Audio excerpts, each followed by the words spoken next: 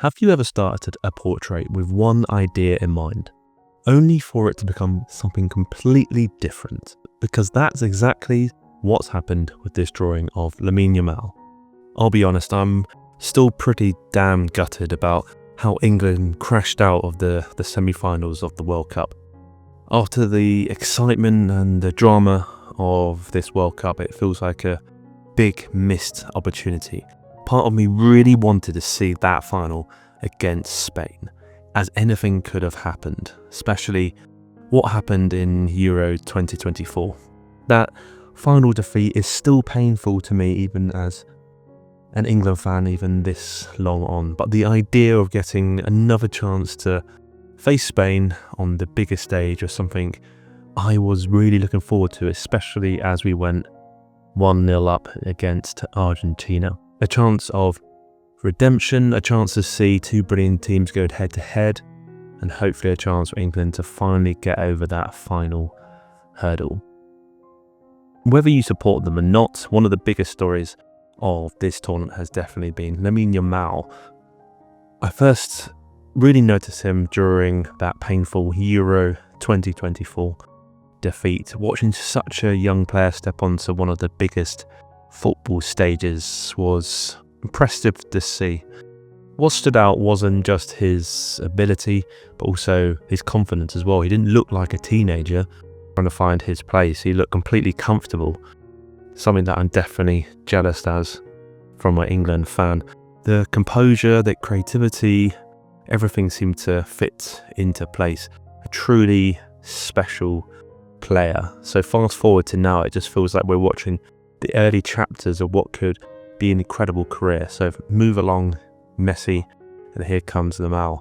And I thought he would make the perfect subject for this portrait, especially as the final is tomorrow. When I started this piece, I actually had a completely different idea in mind. I sketched out the initial portrait using pencil and that grid. Then whilst I was using the Winsor and Newton brush markers, I did want to keep things simple, and I really enjoyed just a single colour of red. I thought it was working really well. Be interested in what you think about just using the deep red. Do you prefer the single colour, or do you prefer me mixing up using different colours and digital included? Let me know in the comments section. So at first I was just using that deep red colour, and I was honestly really enjoying how it looked. But there was something quite bold about the portrait I was drawing. It was almost like a football poster or like a graphic print, and something which I'm definitely inspired by. My work is pretty graphical in its look and feel. So for a while, I generally considered leaving the entire portrait this single colour piece. But I always knew myself too well and my drawings, and the other markers were just sitting there right beside me. And eventually curiosity got the better of me, and I just had to include those other colours. So things like pinks, yellows and blues, layering them over each other and seeing how far I could push the portrait. And that's exactly my favourite part of creating art. I was drawn to this portrait because of the deep shadows and the contrast throughout. Sometimes I feel like my work is quite dark and there's a lot of contrast, and I take a lot of inspiration from artists like Caravaggio, artists and painters who use the dark background and put a light figure over the top. I'm definitely inspired by that. And looking back, the colours are quite energetic, they're expressive, which I want it to be, and quite bright. And hopefully you would agree that it actually fits the Yamal subject pretty well as a player. He's exciting to watch, he's unpredictable, and he actually plays with confidence that feels far beyond his years.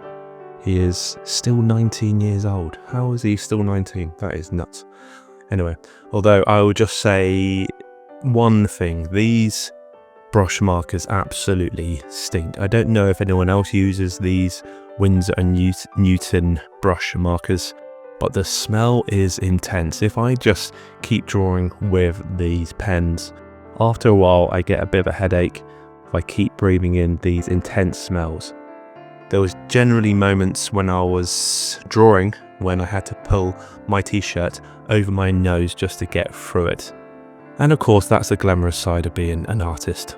The entire portrait took around an hour and a half to complete, including the digital editing afterwards. So once the traditional drawing was finished, I brought into Photoshop to make some final adjustments. So things like removing the remaining pencil lines, adjusting the levels, using the camera raw filter just to bring out the colors and push the contrast slightly to make the portrait stand out even more. I always enjoyed that final stage because you know everything is complete.